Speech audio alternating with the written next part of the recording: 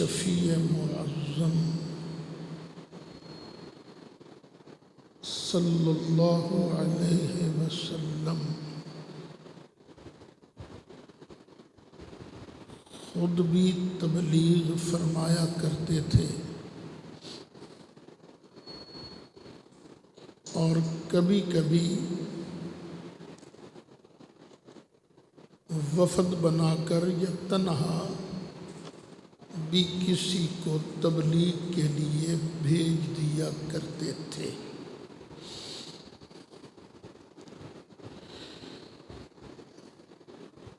تو نبی کریم علیہ السلام نے ایک مرتبہ حضرت سیدنا علی مرتضیٰ کرم اللہ تعالی وجہہ الکریم کو یمن کی طرف بھیجا کہ جاؤ وہاں کے معاملات کو اپنے ہاتھ میں لو، وہاں کاروبار حکومت چلاؤ۔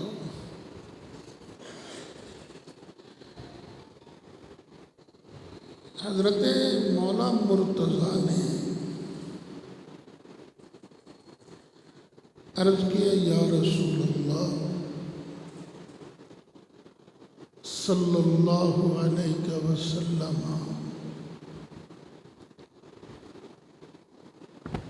ابھی تو میری عمر تھوڑی ہے، ابھرتا ہوا جوان،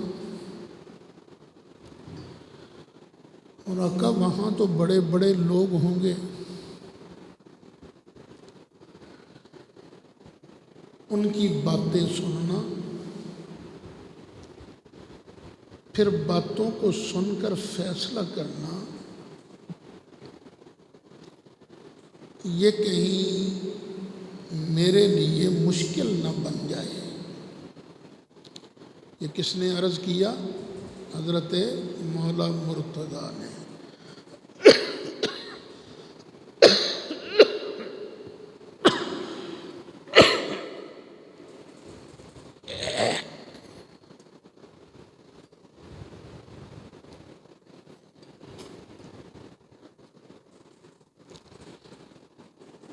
تو نبی کریم علیہ السلام نے فرمایا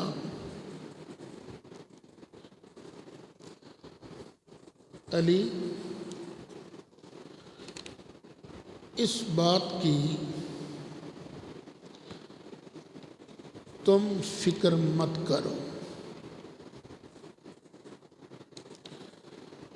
خود نبی کریم علیہ السلام نے حضرت سیدنا علی مرتضیٰ رضی اللہ عنہ آپ کے متعلق دعا فرمائی اور ساتھ ہی بشارت دی، فرمایا علی سن لو، ان اللہ سیہدی لسانک وَيُثَبِّتُ قَلْبَكَ، علی اللہ تیری زبان کو درست رکھے اور تیرا دل مضبوط رکھے۔ یہ دعا ہے کس کی؟ نبی کریم علیہ السلام کی۔ یہ فیصلہ تو زبان سے ہی ہونا ہے نا، تو زبان اگر ٹیڑھی ہو جائے، زبان اگر غلط بولنے سوچنے لگ جائے، صحیح فیصلہ تو نہیں ہوگا نا۔ اور سرکار کیا دعا مانگ رہے ہیں؟ ان اللہ سیہدی لسانک، علی فکر نہ کر، اللہ تیری زبان کو سیدھا رکھے گا، اللہ کی مدد تیرے ساتھ ہوگی، اور تیرا دل جو ہے مضبوط اللہ رکھے گا۔ بعض روایات میں یہ بھی آتا ہے کہ مولا مرتضیٰ خود ارشاد فرماتے ہیں کہ نبی کریم علیہ السلام نے اپنا ہاتھ مبارک یوں کر کے میرے سینے پر رکھا۔ سرکار کا ہاتھ رکھنے کی دیر تھی، ساتھ ہی سرکار کی زبان سے جملہ نکلا، دعائیا اللہم ثبت لسانہ، یا اللہ علی کی زبان کو سیدھا رکھ، قائم رکھ، وحد قلبہ، اور اس کے قلب کو، اس کے دل کو سیدھا رستہ دکھا۔ اور یہ سرکار کی دعا ہے نا، اللہ تعالیٰ عام مومن کی دعا رد نہیں کرتا، تو کہاں سید الانبیاء کی دعا؟ اجابت کا صحرا، عنایت کا جوڑا، عنایت کا صحرا، اجابت کا جوڑا، اجابت کا صحرا، عنایت کا جوڑا، دلہن بن کے نکلی دعائے محمد صلی اللہ علیہ وسلم۔ ساتھ نبی کریم علیہ السلام نے ایک اصولی ہدایت دی، علی تیرے پاس دو جھگڑنے والے آئیں گے، ظاہر ہے دونوں سچے تو نہیں ہوں گے، سچا تو کوئی ایک ہی ہوتا ہے نا، دونوں جھگڑنے والے سچے تو نہیں ہوں گے، اس لیے تو نے کبھی ایک کی بات سن کر فیصلہ نہیں کرنا، فیصلہ دوسرے کی بات سننے کے بعد کرو گے۔ اور نبی کریم علیہ السلام کا فرمان یہ ہم سب کے سامنے رہنا چاہیے۔ لوگ آتے ہیں اور جی فلانے نے تو انہوں کہتا، مت یقین کرو، کبھی یقین نہ کرو جب تک دوسرے سے انکوائری کر نہ لو، پوچھ نہ کر۔ تو سرکار نے یہ اصول ارشاد فرمایا، یہ اصول صرف مولا مرتضیٰ کے لیے نہیں بلکہ یہ ہم سب کے لیے یہ اصول ہے۔ خیر نبی کریم علیہ السلام یمن پہنچ گئے۔ جب یمن پہنچ گئے تو حضرت سیدنا ابو سعید خدری رضی اللہ عنہ وہ اونٹوں کی نگرانی پر مقرر تھے نا، کچھ اور اونٹ بھی اللہ نے عطا فرما دیے۔ اب حضرت ابو سعید خدری رضی اللہ عنہ نے عرض کیا، امیر المومنین، یہ ہمارے پاس جو اونٹ ہیں بڑے تھکے ماندے ہیں، آقا ان کے اندر زیادہ سکت نہیں ہے، اللہ نے ہمیں اور اونٹ دے دیے ہیں، ہم سامان یہ بوجھ نئے اونٹوں کی پشتوں پر رکھ دیتے ہیں تاکہ ہمیں بھی کچھ آرام مل جائے، ہمارے اونٹوں کو بھی کچھ آرام مل جائے۔ حضرت علی مرتضیٰ نے فرمایا بہت اچھا، کچھ عرصہ وہاں رہے۔ اچھا وہیں یمن میں مولا مرتضیٰ کے ساتھ کچھ صحابہ کا جھگڑا ہو گیا۔ جھگڑا بھی کن باتوں پر؟ کچھ چادریں آئی تھیں، حضرت علی مرتضیٰ کرم اللہ تعالی وجہ الکریم نے ان کو تقسیم نہیں فرمایا، فرمایا بھئی یہ نبی کریم علیہ السلام کی بارگاہ میں جائیں گی چادریں، سرکار جیسے مناسب ہوگا تقسیم فرما دیں گے۔ ایک بندہ جس کو مولا مرتضیٰ نے چادروں کا نگران بنایا تھا، اس نے اپنی مرضی سے بانٹ دی۔ اخیر کام تو مجاہدوں کے یہاں ہی ہے نا، بانٹ دو۔ یہ فوجی ڈسپلن کے خلاف تھا۔ حضرت علی ناراض ہوئے، فرمایا یہ تم نے کیا کیا؟ نبی کریم علیہ السلام کی بارگاہ میں پہنچنے سے پہلے تم نے ان کو تقسیم کیوں کیا؟ کچھ اور باتیں بھی پیش آئیں۔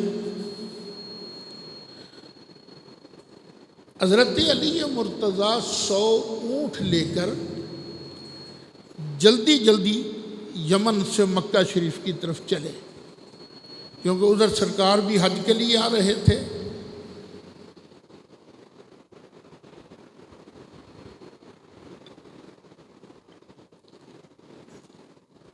اور ادھر حضرت علی بھی یمن کی طرف سے حج کے لیے آ رہے تھے، اور حضرت علی کے ساتھ اونٹ کتنے تھے؟ 100 اونٹ ساتھ لا رہے تھے۔ نبی کریم علیہ السلام کی بارگاہ میں پہنچے، حضرت علی پہلے پہنچ گئے۔ سرکار نے فرمایا علی تو نے احرام کس چیز کا باندھا ہے؟ کیونکہ حج ہوتا ہے 3 طرح کا، ایک ہے حج افراد۔ حج افراد کا معنی یہ ہے کہ اس بندے نے یہ جو احرام باندھا ہے اس سے کوئی عمرہ نہیں کرے گا، صرف اور صرف حج کرے گا، اکیلا حج۔ تو یہ ہو گیا حج افراد۔ اور دوسرا ہے حج تمتع۔ حج تمتع کا مطلب یہ ہے کہ پہلے احرام سے عمرہ کیا، عمرہ سے فارغ ہوئے، احرام اتار دیا، پھر جب حج کا دن آ گیا تو اب پھر دوبارہ حج کے لیے احرام باندھا۔ یعنی ایک ہی احرام سے باری باری پہلے عمرہ کیا اور پھر بعد میں حج کیا۔ یعنی انہوں نے سفر سے فائدہ اٹھایا، عمرے کا نفع اٹھایا نا، تو اس حج کو کہتے ہیں حج تمتع، کہ جب حاجی عمرہ کر کے احرام کھول دے تو یہ ہے حج تمتع۔ لیکن ایک اور بھی حج ہے، حج کیا، احرام باندھا، احرام باندھنے سے عمرہ کیا، عمرہ کر کے پھر احرام کھولا نہیں، بندھا رہا، اسی احرام کے ساتھ بندے نے حج بھی کیا۔ یعنی ایک ہی احرام میں بغیر اتارے عمرے کو حج کے ساتھ ملا دیا گیا تو اس کا نام ہے حج قران۔ سرکار نے پوچھا علی بتاؤ تم نے کون سا احرام باندھا ہے؟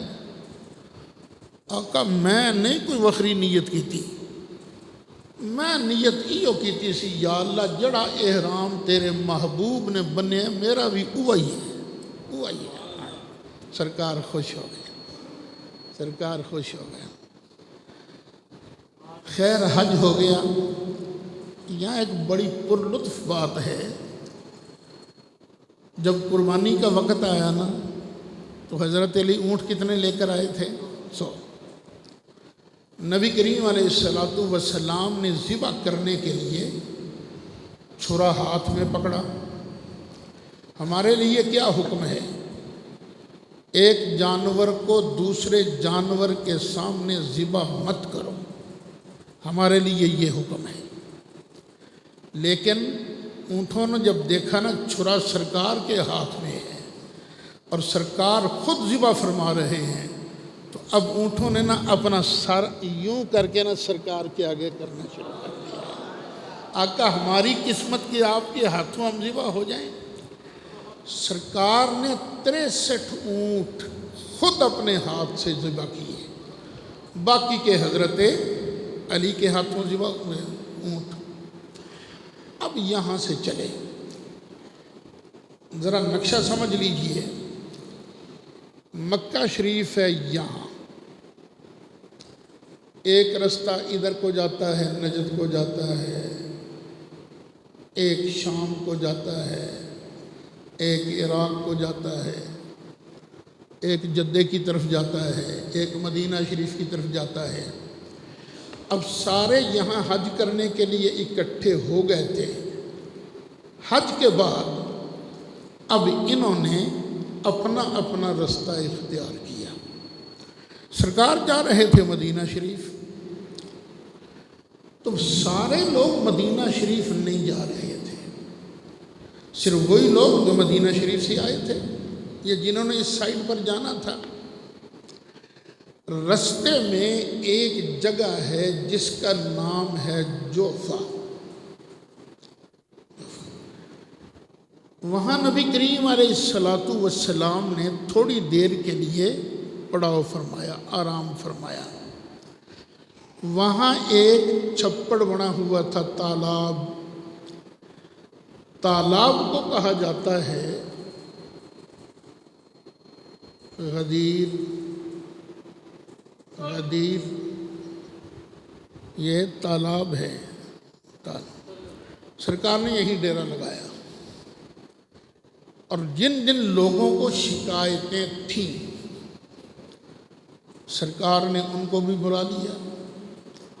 اور شکایتیں کس کے خلاف تھیں؟ حضرت علی کے خلاف۔ میں بڑی مشکل سے اس مضمون کو بیان کر رہا ہوں، وہ اس لیے تکلیف بہت ہوتی ہے۔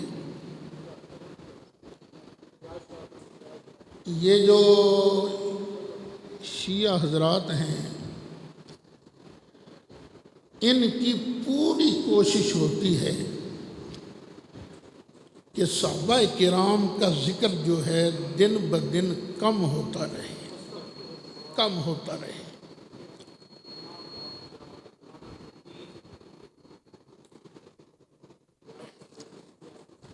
حضرت سیدنا فاروق اعظم رضی اللہ عنہ، آپ کو زخم لگا تھا 28 تاریخ کو، 28 ذوالحج، لیکن روح نے پرواز کی تھی 1 محرم کو۔ تو دن کون سا شمار کیا جاتا ہے، زخم لگنے والا یا ڈیتھ والا؟ ڈیتھ والا۔ تو 1 محرم یہ حضرت فاروق اعظم کے نام سے موسوم ہو گیا کہ یہ تہاڑا جی حضرت عمر فاروق دا تہاڑا ہے۔ تو شیعہ حضرات کو بڑی تکلیف کہ آئے یہ عمر کا نام لیں گے، عمر کا ذکر کریں گے۔ انہوں نے کئی نہیں عمر کی وفات جو ہے وہ 1 کو نہیں ہوئی تھی، یہ شروع کر دیا۔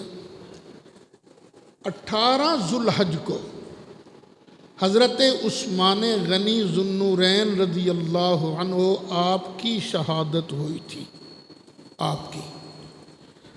تو انہوں نے ذکر عثمان کم کرنے کے لیے یہ عید غدیر منانا شروع کر دی۔ وہ جی نبی پاک نے تاج عطا فرمایا تھا، خلافت والا، ولایت والا، بچوں وہ سید الانبیاء تھے، ان جیسی بات کرنا کون جانتا تھا؟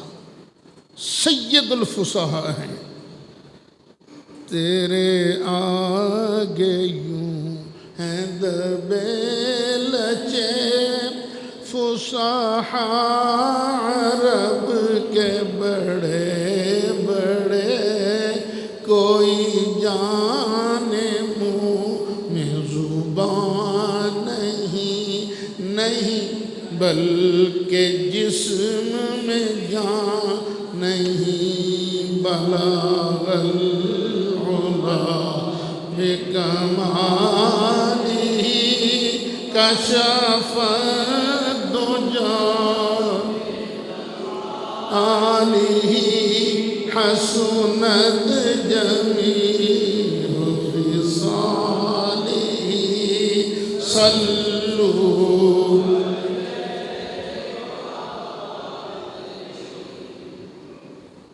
اب بلایا گیا جن کو شکایتیں تھیں حضرت علی کے خلاف،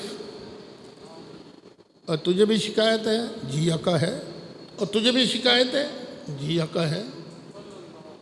اور تیرے دل میں علی کے ساتھ بغض ہے، ویر ہے؟ بالکل آقا، انہوں نے زیادتی کی ہمارے ساتھ، بغض ہے۔ اب سرکار نے یہاں فرمایا، اور فرمایا علی وہ نہیں ہے جن سے بغض رکھا جائے، علی تو وہ ہیں جن سے پیار کیا جائے، جن سے محبت کی جائے۔ اللہ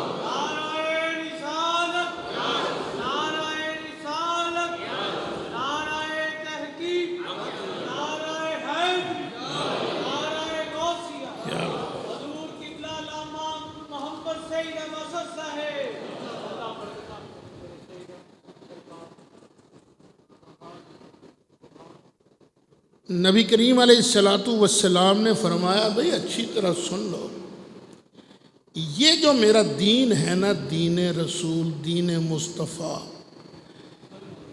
اس میں یہ نہیں چلے گا کہ میں مصطفیٰ سے تو پیار کرو اور علی سے ویر کرو، یہ نہیں چلے گا۔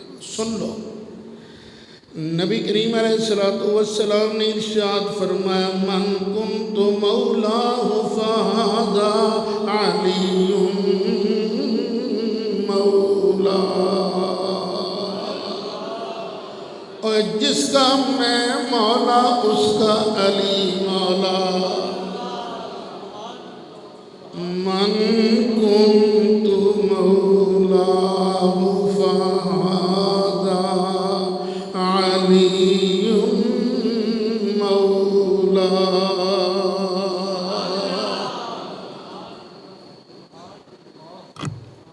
اب یہاں شیعہ حضرات نے ڈنڈی نہیں ڈنڈیاں ماری ہیں، ڈنڈیاں۔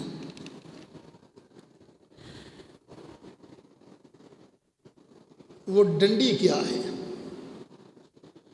وہ کہتے ہیں مولا کا معنی ہوتا ہے حاکم، حاکم مالک، حاکم اور مالک۔ سرکار کیا اعلان کر رہے ہیں؟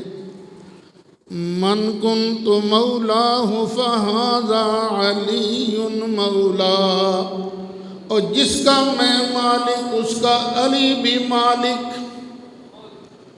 اب یہ حاشیہ بھی چڑھایا جاتا ہے، نبی ابو بکر کے مالک علی، ابو بکر کے مالک نبی، عمر کے مالک علی، عمر کے مالک نبی، عثمان کے مالک علی، عثمان کے مالک نبی، جبریل کے مالک علی، جبریل کے مالک۔ پھر پوری لمبی ساری گردان پڑی جاتی ہے۔ حالانکہ لغت کی کسی کتاب میں مولا کا معنی جانشین نہیں آتا، نہیں آتا میرے بھائی، نہیں آتا جانشین معنی۔ قرآن سے پوچھ لو، قرآن کیا کہتا ہے؟ اللہ تعالیٰ ارشاد فرماتا فَإِنَّ اللَّهَ هُوَ مَوْلَاهُ وَجِبْرِيلُ وَصَالِحُ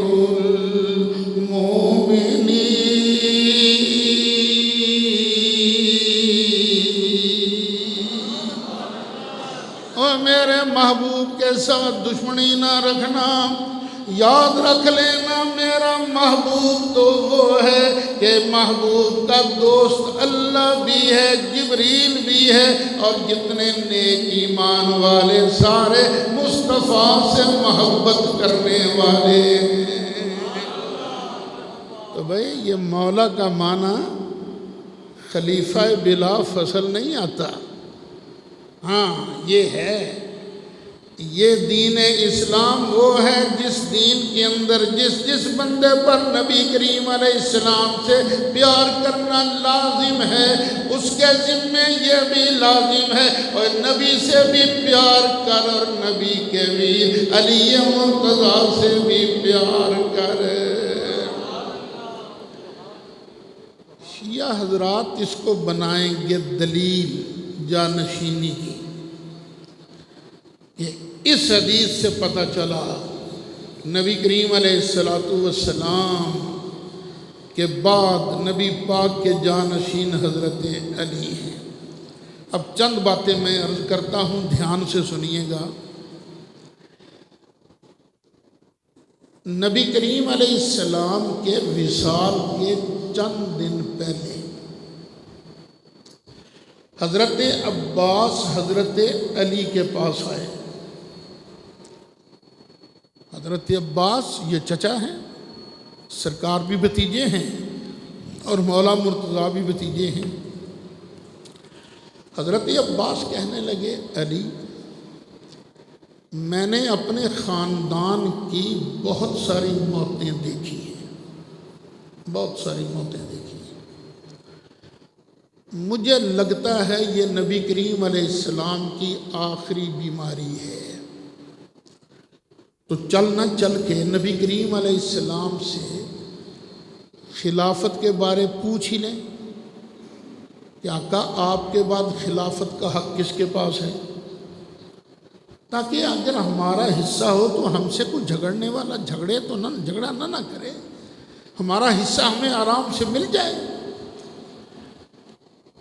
اگر وہاں غدیر خم پر سرکار نے جانشینی کا اعلان کیا ہوتا تو مولا مرتضیٰ کہہ دیتے، چاچا جی اور جڑا اوتھے اعلان ہویا سی وہ کافی نہیں، غدیر قم میں جو اعلان ہوا تھا کیا وہ کافی نہیں ہے؟ اب میں دوبارہ جا کے نہ کراؤں؟ نہ میں نہیں جاتا، نہ کوئی خلافت ولافت کا اعلان نہیں تھا، میں نہیں جاتا، بس جو قسمت میں ہوگا دیکھی جائے گی، جو اللہ کو منظور ہوگا ہمیں منظور ہے۔ اچھا، اگر یہ حدیث یہ دلیل ہوتی خلافت کی، دلیل ہوتی جانشینی کی، تو جب جانشینی کا فیصلہ ہو رہا تھا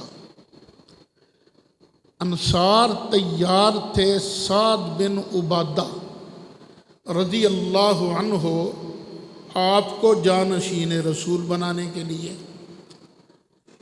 اور ادھر حضرت عمر فاروق یہ سمجھا رہے تھے اب تمہاری سیادت کوئی نہیں مانے گا، اس لیے ہم امیر ہوں گے، تم وزیر ہوگے۔ اگر نبی کریم علیہ السلام نے غدیر خم پر حضرت علی کی جانشینی کا اعلان کیا ہوتا تو انصار کہہ نہ دیتے وہ کیڑے پاسے پہ گئے ہو، وہ بھول گیا جنہوں نبی کریم علیہ السلام حج کر کے واپس آ رہے سن، وہ بھول گیا۔ نبی پاک نے تو میرے بارے فرما دیا تھا، من کنت مولا وہذا علی مولا۔ حضرت امام جعفر صادق رضی اللہ عنہ سے ان کے کسی شہدائی نے پوچھا، حضرت جی یہ فرمائیے کہ کیا نبی کریم علیہ السلام نے حضرت علی کے لیے جانشینی کا اعلان کیا تھا؟ فرمایا بات سن،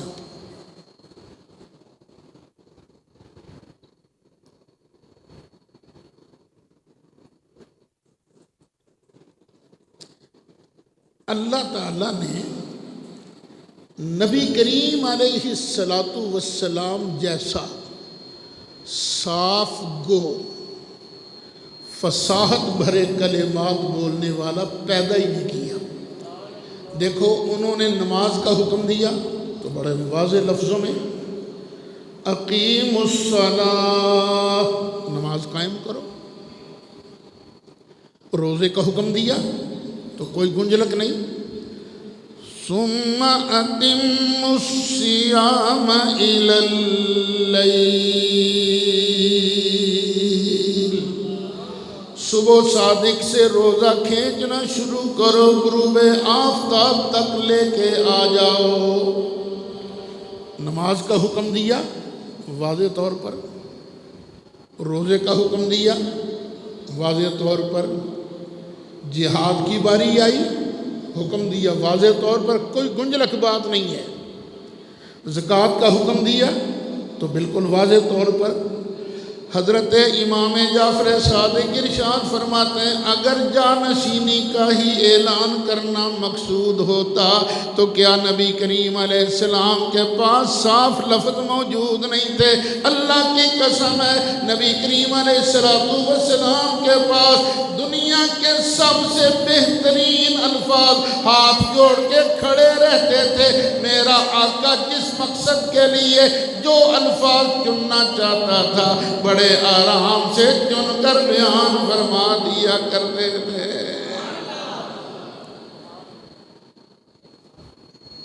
آپ ماشاءاللہ بڑے دلیر ہو. آپ نے مکان خریدا تو اب رجسٹری کس کے نام ہوگی؟ مالک کے نام. 6 کلونی رہندے ہو تو انہاں بھی نہیں پتہ سودیاں دا، کردے ہو روز سودے تسی. جب آپ مکان خریدتے ہو تو رجسٹری کس کے نام کی ہوتی ہے؟ مالک کی، جس نے خریدا ہو. اور آپ سے اگر کوئی بندہ رجسٹری چھیننے کی کوشش کرے پھر آپ چھیننے دیتے ہو اسے؟ نہیں. تو بہت تگڑا ہے کہ مولا مرتضیٰ زیادہ تگڑے سن. نبی کریم علیہ السلام نے اگر خلافت کی رجسٹری حضرت علی کے نام کی ہوتی اللہ کی قسم ہے علی مرتضیٰ شہید ہو جاتے، لیکن نبی کریم علیہ السلام والی دی ہوئی امانت کبھی واپس نہ ہونے دیتے.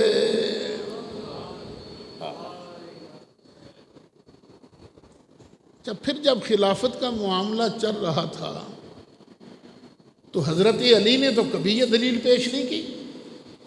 دیکھو جی میرے بارے نبی کریم علیہ السلام نے فرمایا من کنت مولا فہذا علی مولا، یہ تو کبھی نہیں سرکار، یہ تو مولا علی نے کبھی دلیل پیش نہیں کی. دیکھو یہاں الیکشن آتے رہتے ہیں، میں بھی لڑتا رہتا ہوں، جا کے منتیں کرنی پڑتی ہیں، ترلے تیری مہربانی یار ووٹ دے دے، چنگے رہو گے سوکھے رہو گے ووٹ دیو گے دے، کہیں رہنا. اس لیے کہ ہمیں حق ملا ہے کہ آپ اپنے لیے ووٹ لے سکتے ہو، مانگ سکتے ہو. یہ حق دیا ہے یہاں کے آئین نے. اگر علی مرتضیٰ کے نام رجسٹری نبی کریم علیہ السلام نے کی ہوتی تو پھر یہ رجسٹری کرانے والا کون ہے؟ اللہ کا محبوب، اللہ کا محبوب جس کو اللہ نے ساری کائنات کا مالک بنایا ہے. قُلِ اللَّهُمَّ مَالِكَ الْمُلْكِ تُؤْتِي الْمُلْكَ مَنْ تَشَاءُ وَتَنزِعُ الْمُلْكَ مِمَّنْ تَشَاءُ وَتُعِزُّ مَنْ تَشَاءُ وَتُذِلُّ مَنْ تَشَاءُ بِيَدِكَ الْخَيْرُ إِنَّكَ عَلَى كُلِّ شَيْءٍ قَدِيرٌ.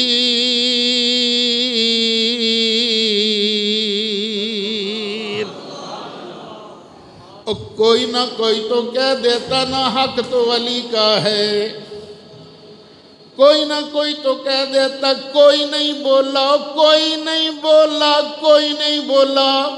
بلکہ حضرت علی مرتضیٰ نے خود فرمایا کہ نہیں، میں ابھی حقدار نہیں بنا۔ جب حضرت عمر شہید ہو گئے نا تو کئی لوگ آئے حضرت علی کے پاس، کہنے لگے حضرت جی ہاتھ آگے بڑھائیے، ہم آپ کے ہاتھ پر بیعت کرنا چاہتے ہیں۔ تو کہہ سکتے تھے حضرت علی ہاں وصیت میرے واسطے ہی سی، سرکار تو مینوں نامینیٹ بھی کر گئے سن، ٹھیک ہے میں بندا خلیفہ۔ یہ نہیں کہا، بلکہ شاہ مرداں شیر یزداں قوت پروردگار حسنین کریمین کے ابا جان حضرت علی مرتضیٰ نے ارشاد فرمایا، لوگوں یاد رکھ لینا، میرا وزیر بن کے رہنا یہ زیادہ بہتر ہے امیر بننے کی بجائے۔ یہ پوری امت کے لیے بہتر ہوگا کہ اگر میں وزیر بن کے رہوں، امیر بننے کا بھی وقت نہیں آیا اور نہیں آیا نہیں آیا نہیں آیا۔ پھر میں پہلے بھی عرض کر چکا ہوں، جب حضرت ابو بکر صدیق کا انتقال ہونے لگا، آپ نے بلایا حضرت عثمان کو، فرمایا عثمان لکھ وصیت نامہ۔ بیہوشی بھی طاری ہو رہی تھی، غشی بھی آ رہی تھی۔ غشی کے عالم میں حضرت ابو بکر صدیق وصیت نامہ لکھوا رہے ہیں، اور میں اپنا جانشین مقرر کرتا ہوں۔ پھر غشی میں چلے گئے۔ حضرت عثمان نے اپنی طرف سے ہی لکھ لیا عمر بن خطاب کو، اپنی طرف سے۔ تھوڑی دیر بعد آنکھیں کھلی، فرمایا ہاں عثمان کیا لکھا ہے تو نے؟ حضور میں نے یہ لکھا ہے۔ فرمایا میں نے یہ تو نہیں کہا تھا، لیکن کہلوانا یہی تھا، کہلوانا یہی تھا۔ نبی کریم علیہ السلام کے جانشین، نبی پاک کے یار غار حضرت ابو بکر صدیق نے ساری شورا کو بلا لیا، ساری شورا کو بلا کے فرمایا میں نے بڑے غور سے، بڑے فکر کے ساتھ، بڑی مشاورت کے ساتھ اپنے جانشین کا نام اس کاغذ کے اندر لکھ دیا ہے، اگر تمہیں منظور ہے تو اس پر بیعت کر لو۔ سب نے کہا امیر المومنین ٹھیک ہے بیعت کریں گے۔ اگر بولا تو صرف ایک بولا، اس کا نام ہے علی مرتضیٰ۔ حضرت علی نے ارشاد فرمایا امیر المومنین میری بات بھی سن لیجئے، اگر تو لفافے کے اندر عمر بن خطاب کا نام موجود ہے تو میں بیعت کرتا ہوں، اگر عمر کا نام نہیں تو میں علی بیعت نہیں کر سکتا۔ یہ عید غدیر منانے والوں، کیوں امت کے اندر فساد پیدا کرتے ہو؟ کیوں فساد پیدا کرتے ہو؟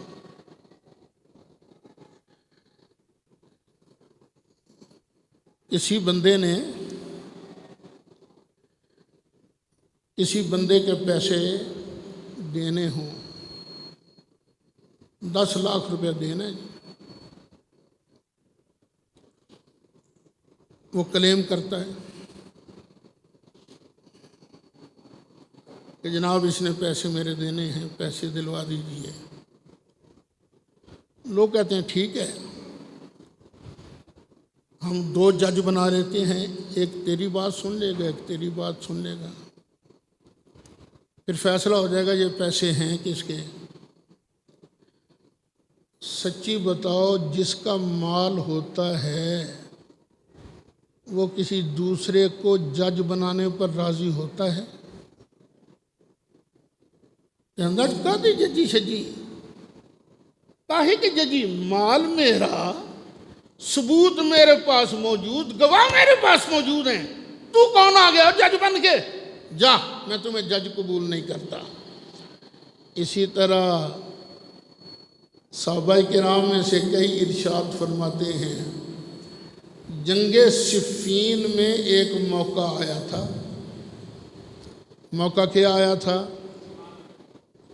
کہ ادھر سے ایک ضامن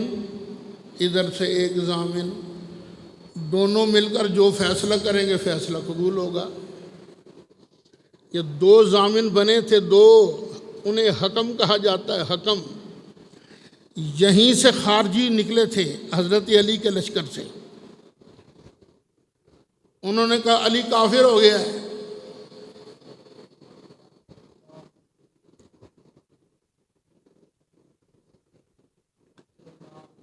علی کافر ہو گیا ہے، استغفر اللہ، علی اور کافر؟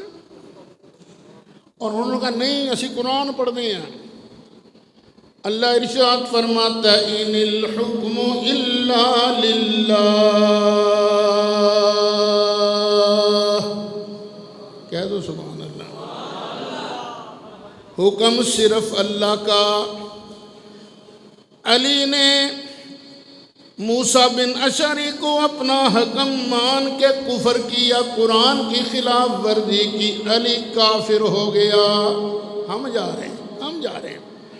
علی مرتضیٰ سے زیادہ کون قرآن سمجھنے والا؟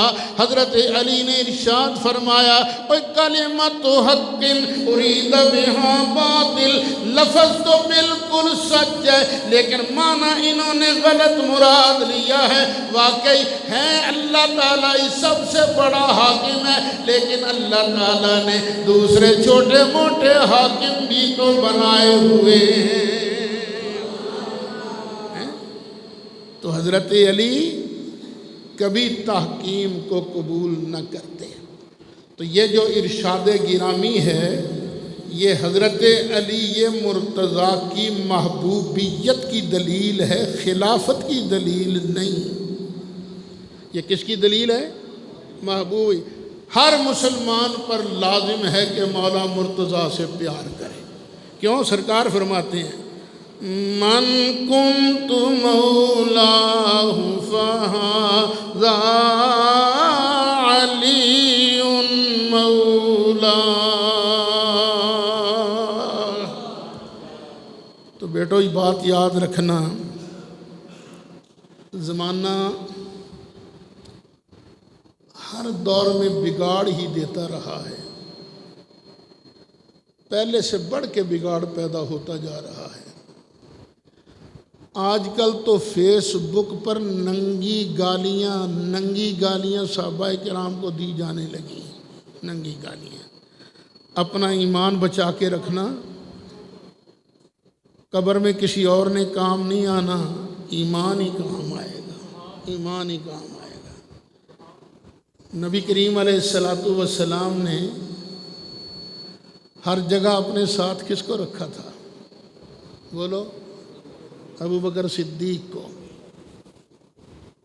حضرت ابو بکر صدیق کو ساتھ رکھا، مکے کی گلیوں میں بھی ساتھ، غار کے اندر بھی ساتھ، اب مزار کے اندر بھی ساتھ۔